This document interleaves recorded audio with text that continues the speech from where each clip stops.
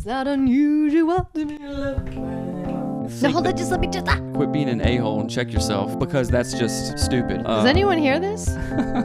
Does anyone hear this? In a relationship, what fires together wires together. And I can rewire my brain to a different person and dismantle the wiring from Seth. Anything begets anything. That's what Shakespeare said. Nice shirt. Oh my goodness. You're in the middle. No, I'm not. This podcast is over. Hello and welcome to the Anatomy of Marriage podcast. I'm your host, Melanie Studley. And this guy, Seth Studley. And today we're talking about 10 behaviors that hurt your marriage. But before we do that, we have to read... That's right. The review of the day. Can I read it? I don't know. Can you? I have a master's degree. Real, practical, helpful. 5 stars, by the way. This comes from Lashu08. I really appreciate the honesty, transparency, and frankly, generosity of this show. Listening, especially to season 2, is like free marriage counseling, and I'm so grateful for it. It has helped me in my marriage a lot. All right. Thanks. Thank you for the review. And if you have not reviewed the podcast and you love it and you feel like it's free therapy, please review Lay Podcast. Lay Podcast. Yeah. Today, top 10, well, maybe not top 10, but anecdotally, 10 really important things that hurt your marriage and just basically hurt any relationship. So if you're not married, if you're not even dating, this is just a guide to be a good human in relationship in to the other world. humans. Yeah, socially. So let's start out with number 1. All right, number 1, focusing on the negative. Tell me about that in our relationship. Well, it's basically how I've lived the majority of my life, and it's terrible. Well, let's don't focus on that.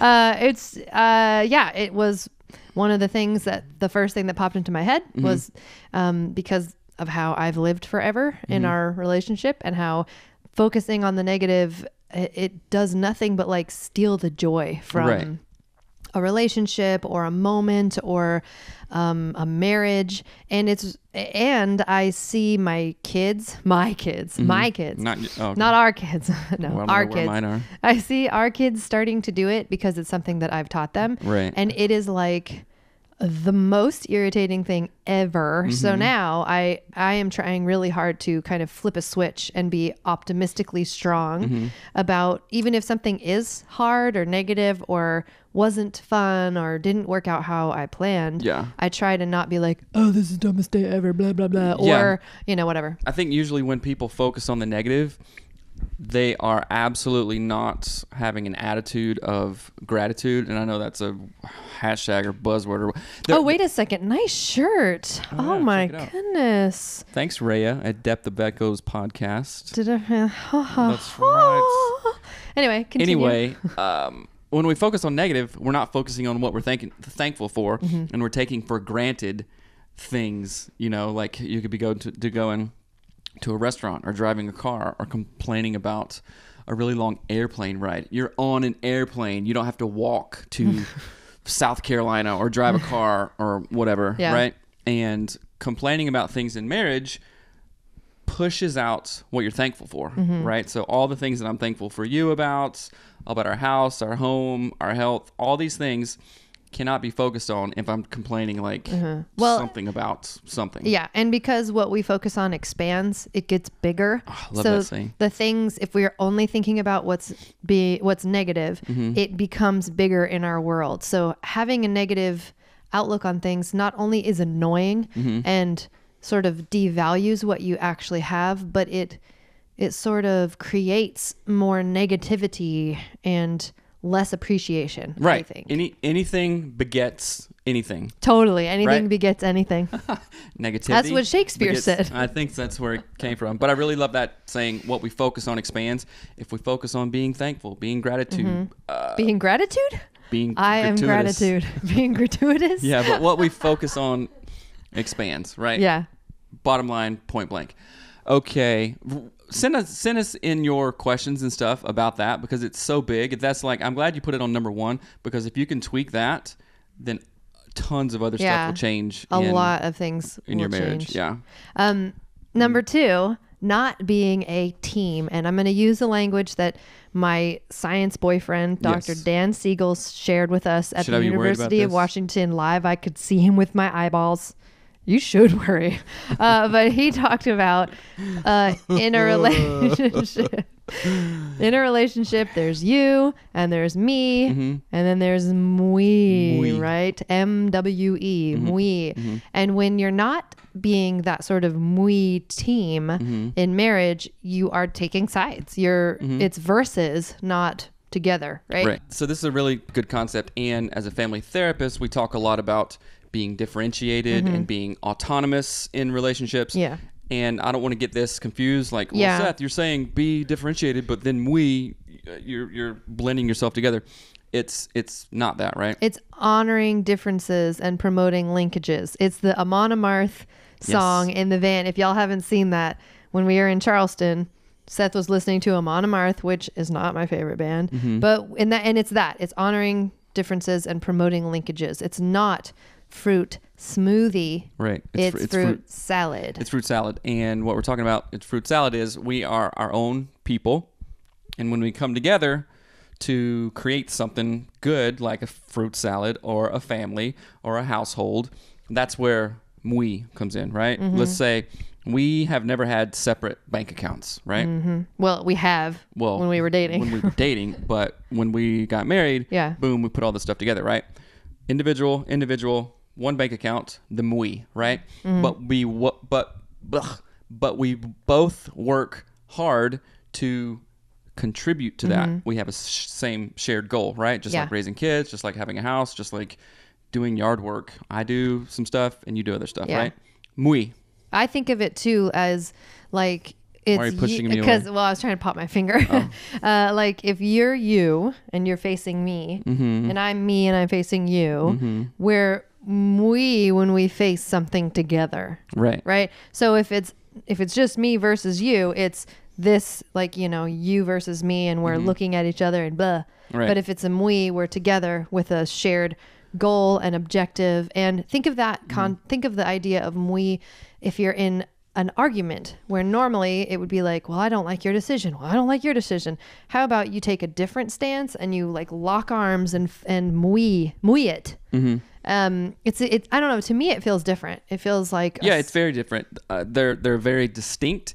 They both have their qualities that are helpful, and they can also get blurred quite easily. So you have to really understand both concepts and then move forward. But teamwork makes the dream work.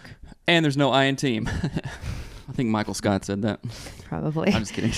Number 3. All right. Bringing problems. So this is not helpful. Bringing problems, not bringing solutions, complaining, and nagging. We've had our fair share of this. Yeah, you're so bad. Actually, you are the worst at this. I'm made by the queen of this, actually. Yes. So I'm going to tell you the story of how the solutions thing came about and how the solutions thing is what? It's I have a poster, or not a poster. I have a chalkboard that says solutions in big font. You can get a poster of it on anatomyofmarriage.com that I made. And the reason that came about is I was working on a podcast, and my executive producer guy, Matt Carter, was telling me, he's like, you know what? Every day, all the time, people only call me with their problems. And he goes, nobody ever brings me a solution. And I wrote down the word solutions like giant on a piece of paper as he was talking. And I don't remember what else he said, because I was like, oh, that's such a cool concept. And that's what I was doing to him in that moment. And that's what I do to 99% of our relationship and whatever, is I go, I don't like this thing. I'm going to bring my problem to you. Right. I'm not going to think of my own solution. I'm not sure why I behaved that way, but I did. So it was something that I see our kids doing it. They don't think like, I can handle this. Right. I can come up with a solution. I can have response flexibility instead of just vomit out what's wrong with the situation. And wanting somebody else to fix it, right? And that can produce kind of a personality or an air of, I'm not responsible for my stuff. Somebody else will fix it. Mom will do it, or my boss, or my spouse. You said that really funny. My boss. My boss. Or what it did in our marriage was I would always come to you with my problems. So you became my solution. And I really felt like I had to fix everything too, which you still do. I think you still do get that every once in a while. I see you like, oh, she's saying that she doesn't like this. And I'm like, no, you don't need to actually do anything. So that's a cool dynamic. And I'm going to kind of go off ramp here, but that's a dynamic that a lot of couples have. Yeah. A lot of couples have. And I can't think of the thermodynamics. No, the therapeutic name of it, but it creates a dynamic to where this happens with a lot of men, that we want to become fixers, and the wife or the spouse or whoever you just want me to listen. You're like, just listen to what I'm saying here. You don't have to fix it. You don't have to like, move mountains for this or whatever. Just listen to this. But a lot of times men are quite myopic in their view, and they want to just laser beam. Okay, what's the deal? Fix the problem. But you're wanting the relationship. You're wanting me being attuned to what you're saying. Yeah. And that's just I know that's a little tangent, but I think it's important that everyone can identify with. Yeah, and I think it's important that if you're only bringing your problems, you are setting up a relationship where I have a problem, you solve it. So if I have a problem and he's not around, what do I do? And that is like, I would like call Seth crying, be like, I don't know how to do this thing. And that pattern happened because I didn't try to solve my own problems. I just went from my dad solving my problems to my husband solving my problems. And that is dumb. Right. Don't do it. Yeah. Don't do it. All right. You know what? You touch me a lot more when we're doing podcasts. So let's always do the podcast. All right. Number 4 is not listening. Right. And this goes into exactly what I was saying 2 seconds ago. Not listening to your spouse. John Gottman talks about one way men can really connect with their women is being attuned to what they say. And Dan Siegel talks about attunement. But attunement, not in tune. Attunement is I'm looking at your body language. I'm looking where your eyes are going. I'm watching your facial expressions. I'm really listening to your tone of voice. And I'm also mirroring that behavior and actually listening to you. And I'm tracking with what you say. Listening like intently and respectfully and engaged. Engaged and not trying to solve the problem. It's a big deal. Last night. What did we do last night? You were not doing that. Tell me how. Remember, I kept saying, I'm talking to you. And I was like looking at you and you were laying on the bed, just like farting away at the whatever. I don't want to talk about it. I was kind of zoned out, but. You were zoned out, but it was just kind of funny. It ended well, if I remember. Okay, marriagesupply.com. What was I going to say about not listening? There was something I was going to say about it. Just wait for it. Hurry up. We got a podcast rolling here. I don't know what it was. Okay. Sorry. We'll go to number 5. Oh, this was... Number 5 was general. A good one. Being an a-hole. It's a bad behavior that hurts your marriage. Just being a total a-hole. So what does that mean? And then you have in the parentheses, check yourself. Check yourself. Don't check your a-hole.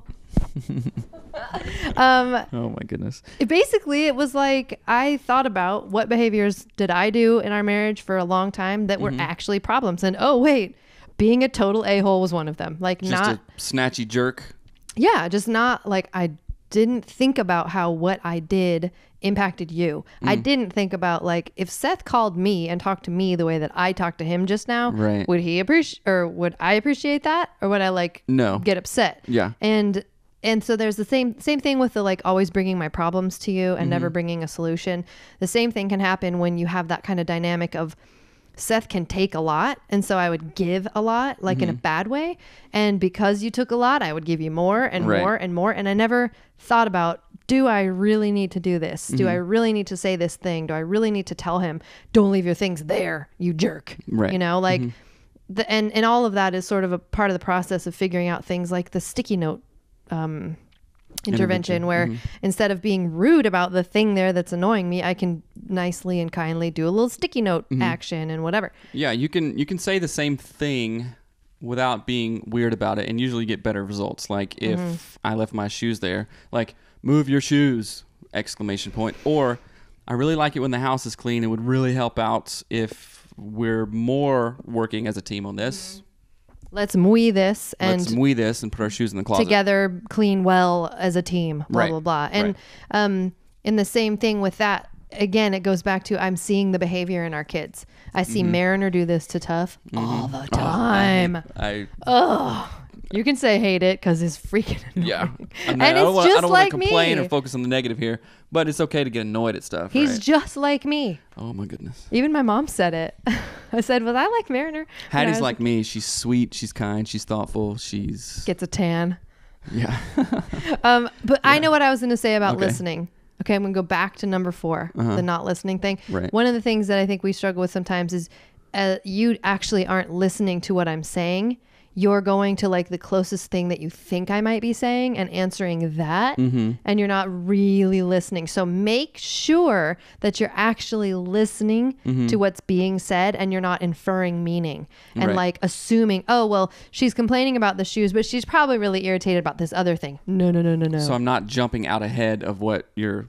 Or being completely wrong about what I'm talking about. Right. Listen intently, listen well. Listen well. That's right. All right. All right, cool. Number 6. Hiding things. Examples: purchases, pornography, alcohol, drugs. I don't know what else. I couldn't think of anything else. Yeah, let's see. Yeah, hiding things from your spouse is not It's just really harmful. a good thing. Yeah, I can't, and it's weird because we haven't been, we don't do, or I don't, maybe you do, but I don't hide anything from you. Like if I'm going to buy a pair of tweezers at Target, I will call you and be like, is this okay? Right.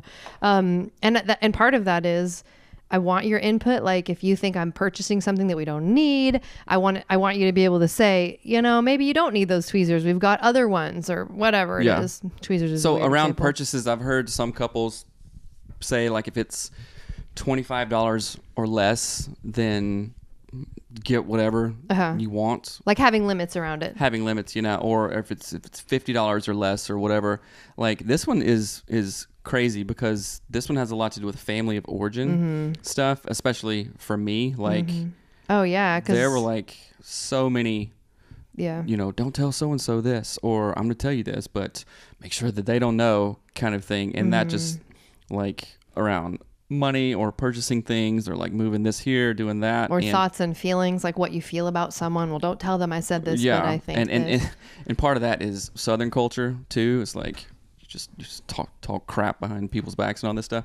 And I think the big one for me is like, or it used to be like purchasing stuff, you know, because I like to shop. Well, and thankfully you don't hide that you shop. You don't call me and ask me. Yeah, I which don't ask. I would say no you. every time, basically. Right. So you know that, and it's you are the one who makes the money. So I'm not gonna be like, no, you can't buy that. Yeah, no, life but jacket. it's not like It's not some huge. some percentages. couples would be like, listen, I'm making the money, I deserve this, blah blah blah. I'm like, That goes to number 5, being an a-hole. Well, yeah, okay. Well, you know, and it's funny because these 1 through 10 all have I know they all connect a golden back. thread that go all the way through. And if you do 1 through 10 in balance, then you'll be okay. I think. Like I wouldn't think anything of going and getting a $50 pair of jeans or shoes. In fact, I do that. Yeah. Well, but I mean, know. we're talking about hiding it though, like it, because there's something inherently. I don't tell you, but you see them when I wear them. Yeah, and I don't. So yeah, you're not hiding it though. I know, You're not so like keeping it from me. It's tricky because if I'm like, hey, I'm gonna go to the mall and get some new shoes, you'd be like, what are you doing? Why? That's stupid. You don't need that, right? But if I tell you that, you'll say that, and I'll be like, well, oh crap. Okay, well, whatever.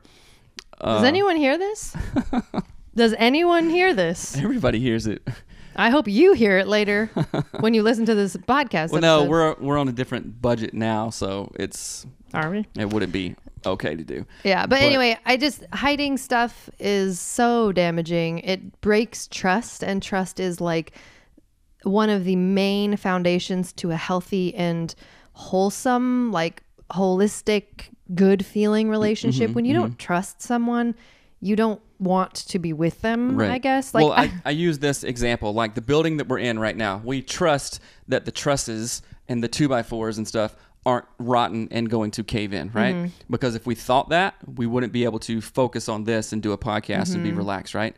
Having a relationship is the same thing. The trust around that relationship lets you get close to somebody, lets you share things physically, emotionally, all kinds of stuff, right? So if the trust isn't there, you're like, okay, I'm trust not is like gonna go here right now. a framework of safety, I guess. It's like the framing of this building is safe and secure, and so we can trust and have a whole relationship, a healthy relationship in it. You said trust the trusses, and I thought it would be a hilarious company name, Trusty Trusses. Like, someone please name your framing company Trusty Trusses. If you're thinking about a framing company, there's your name. Okay. Number 7, assuming the worst of your partner. I do that with you. Great. Awesome. We've had talks about it before, remember? Yeah. I mean, I don't assume like, I have like a really strong faith that you are like competent and super smart and awesome and you do the right thing, which is great. Thank you for that, because that does feel nice. I think that when we are in arguments and I'm flooded or something, that's not why are you just looking at me? Because it's funny. I'm just thinking, like, when you're flooded, you don't just assume the worst. You think I'm like Hitler. You hate me when you're flooded. Well, I don't. I don't hate you, but you know what? That's an internal thing too. I don't like. What do you mean? I assume the worst of myself to some degree. Like, oh my gosh, this is so stupid, or why did I do this or say this? I see. Or whatever, So it's not like it's all coming out on you. But let's give some more examples of assuming the worst of your partner. Well, maybe you are too pessimistic and think, oh, well, they're always going to do that, or they'll never change, or blah, blah, blah. And that is again, like, no, what we hold on. focus on expands. Yeah. And if you think that your partner isn't going to live up, it's like having kids. If I think no, hold on, just let me just. So if you assume the worst of your partner, it is like putting a leash and a collar on a dog. Right. That they will never get beyond the barrier that you are placing on them. Exactly. That's so what if I was you're gonna like, say. oh, you're never going to lose weight, or you'll never be smarter, or you'll never graduate college, or you'll never get a good job, like, they won't. And you don't even have to explicitly say those things. Your behavior can. Your behavior and what you don't say, what you omit. Like if I was in grad school or you were in grad school or whatever, and I just never said anything about your studies or whatever, like, didn't show interest. You got this, like this big exam, you're going to crush it. I've seen you study and you're working hard, blah, blah, blah. That says that I have trust in you to do it, right? And when we have trust, we can do things. It's a beautiful thing. Your example twisted and you started saying, I think, the wrong thing, but that's okay. Number 8. Communicating to win or harm rather than heal and help. Huge. Want to know why? Because John Gottman, one of my favorite all-time researchers, and Julie, his wife, they have these things called the 4 horsemen of the apocalypse, right? And I think if you've been in the marriage space for any time, you've at least heard of those. And this one, communicating to win or harm, this would be a sign of contempt. And when let me think. Oh, let's see. Dang it, I can't think of the 4 horsemen. But contempt is stonewalling. Contempt is the third one. Stonewalling is the last one. And like contempt, like I want to see you fail. I try to set you up for failure. That is like literally, if there's 4 nails in a coffin, that's the third one. If you're in an argument with your spouse and you are being really domineering or threatening or harsh, go back to number 5. Quit being an a-hole and check yourself, because that's just stupid. Like what good is it if like, oh, I proved you wrong. See, you are so stupid. I'm right. That do you honestly think that that's going to get you closer to your spouse? And that can go either way. Yeah. Here they are. Are you ready? Yeah.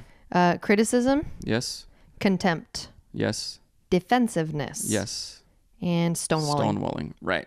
If you got those 4 things in your marriage, you better run. Don't run. To Fix a therapist. Okay. Yeah. Okay. I was like, run away from that jerk. No. Yeah. I think that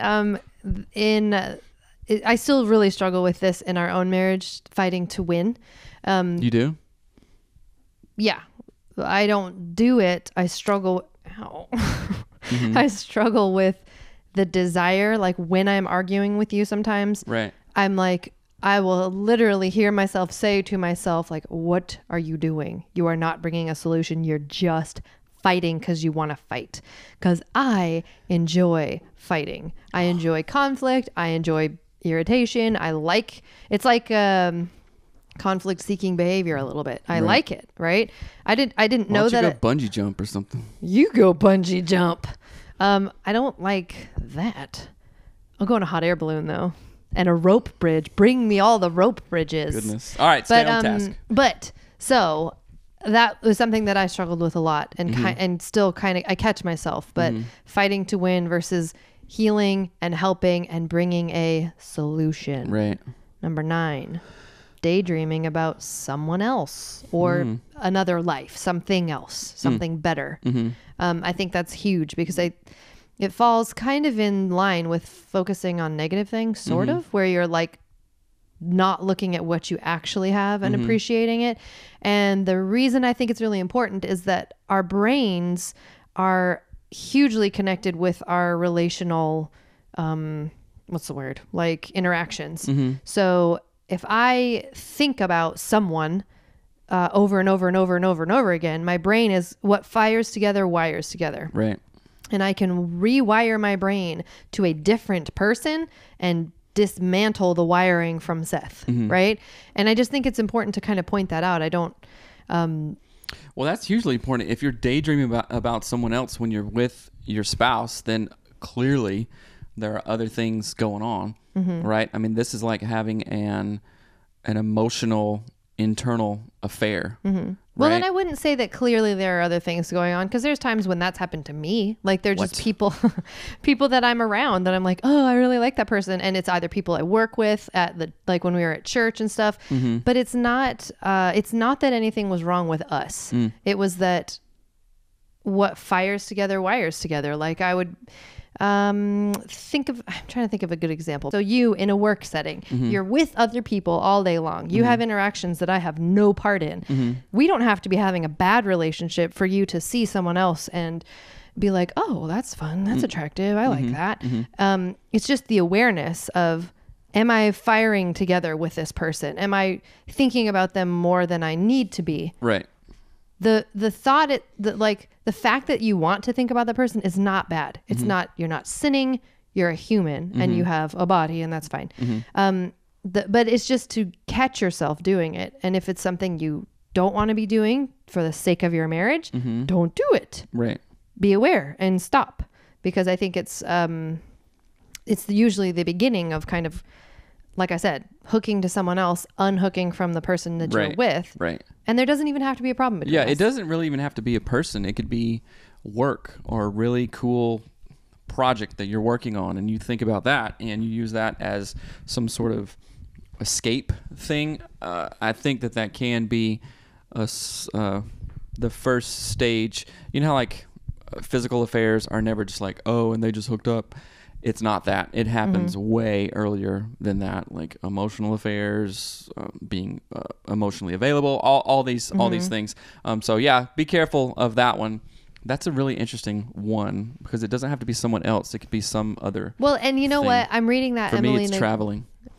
Me too. So that's lucky. But Emily Nagoski's book, she talks about, and this is something I had never heard. What's the word? Like when you're excited about something, arousal. That's the word I'm trying to think of. So things make you aroused. Aroused doesn't mean just sexual, like emotionally. You can be emotionally aroused, spiritually, mentally, whatever. Right. And so the arousal process can be triggered by, like you said, like a project or your job or the idea of moving to a new town. And the arousal process actually does something to you, physiologically. Right. So it's important to be aware of it, and daydreaming about someone else is a part of that. Right. So number 10 is not allowing for autonomy, not letting it be a fruit salad, but trying to force a fruit smoothie. Right. And this goes back to number 2, not being a team. But let's focus on this one, not allowing autonomy. Yeah. You are your own person. Guess what? So is your spouse.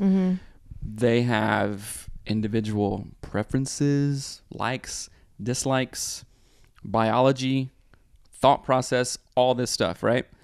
And I've talked about this before. Early on in our marriage, I wanted to be like, okay, let's be a smoothie. Oh, we're not a smoothie. This is crazy. I thought marriage was supposed to be like this, right?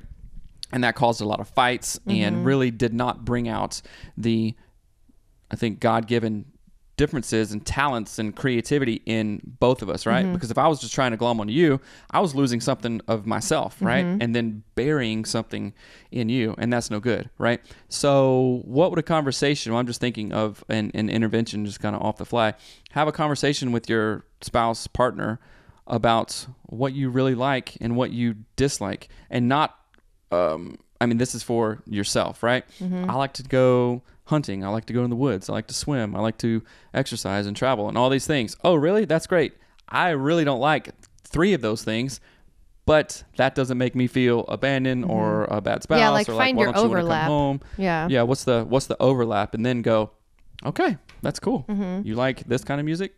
That's fine. I'll listen to it sometimes, but whatever. Yeah, and I think that was something we struggled with a ton in the beginning, and part of it was like, in the beginning, Seth wanted me to be like him. And in the beginning, I wanted Seth to see everything the way that I saw it, to feel how I felt, think what I thought, want what I wanted. And when I didn't, you felt unloved or oh my goodness, why can't he get it? Or when whatever. you didn't, I felt judged. Like, oh, he doesn't want this thing too. That means I must be dumb, or he thinks I'm bad. And it's weird looking back at it. I don't know why I behaved that way, but I think not just kind of accepting our autonomy and our differences, but really honoring our differences and promoting our linkages. So do like that intervention, like you said, like what things individually bring you joy and fulfillment, make you feel good, you want to do them. So let's just list a few, and we'll talk about what we like and don't like and where our overlap is. Okay.